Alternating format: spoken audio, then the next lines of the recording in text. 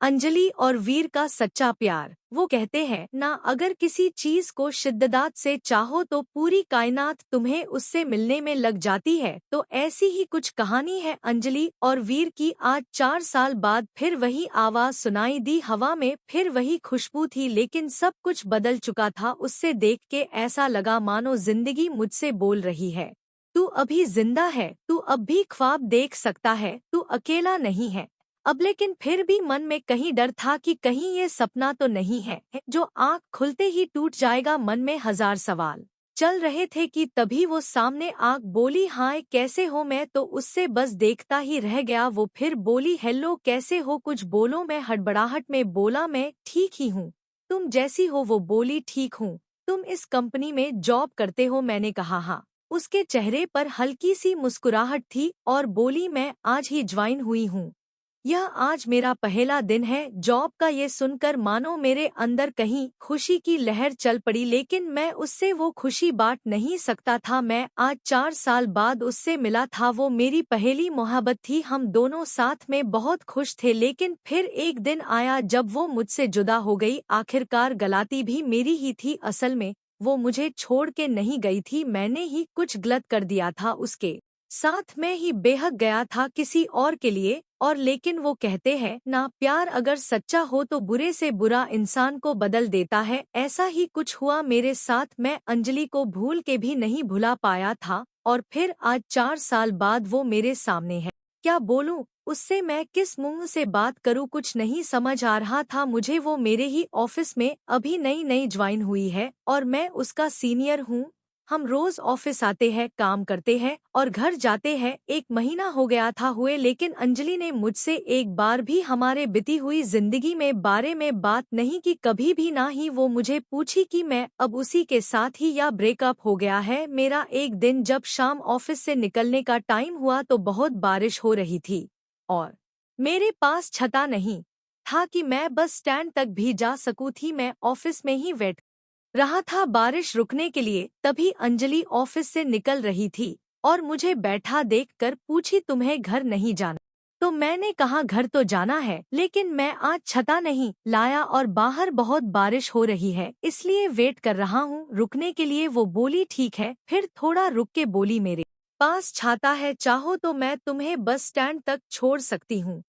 मैंने बिना कोई सोच विचार किए जा कह दिया और जल्दी से सब सामान रख के उसके साथ ऑफिस से निकला। बारिश इतनी तेज थी कि हम दोनों भीग गए थे बस स्टैंड आते आते, और बारिश के वजह से बस भी काफी लेट थी। हम दोनों के बीच शांति थी, ना मैं कुछ बात कर पा रहा था ना वो कुछ बोल रही थी। फिर मैंने ही हिम्मत जुटा के पूछा कि क्या तुम्हारे शादी हो गई? वो हंस पड़ी और बोली, नहीं।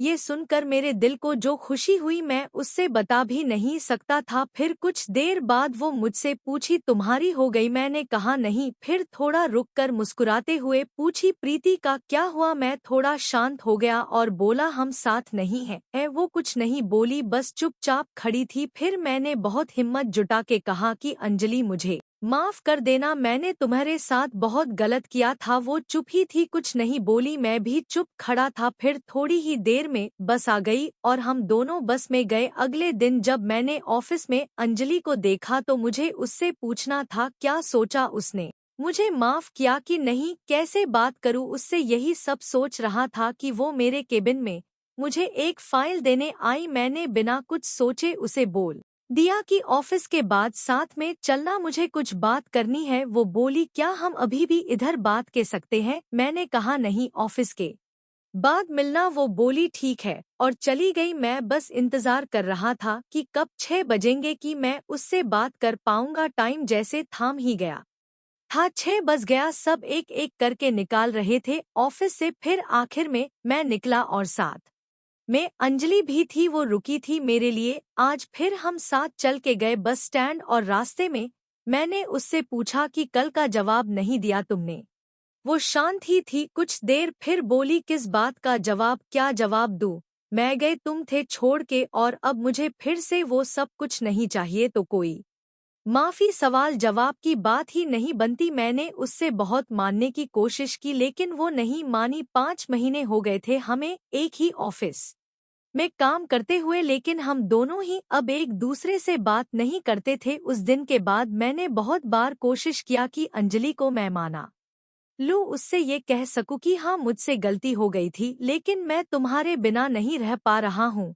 तुम इस ऑफिस में ज्वाइन हुई उससे पहले से मैंने तुम्हें कांटेक्ट करने की कोशिश किया था, लेकिन नहीं हुआ, और जब तुम इस ऑफिस में आई तो मेरी खुशी का कोई ठिकाना ही नहीं रहा। लेकिन मुझे में तुमसे बात करने की हिम्मत नहीं होती थी। मुझे पता था कि तुम अब भी मुझे प्यार करती हूँ, लेकिन कहती नहीं हो। एक दिन मैंने ही कुछ सोचा और ऑफिस में आंख सबको अपनी शादी की खबरें दे दी कि अगले महीने मेरी शादी होने वाली है। ये सुनकर ऑफिस में सब मुझे बधाई देने के लिए आए, लेकिन अंजलि नहीं आई। शाम को मैं खुद उसके पास गया और पूछा कि क्या तुम्हें खुशी नहीं हो रही कि मेरी शादी होने वाली है। वो बोली, क्यों नहीं, मैं बहुत खुश हूँ कि तुम शादी करने जा रहे हो, एक नई जिंदगी की शुरुआत लेने जा रहे हो।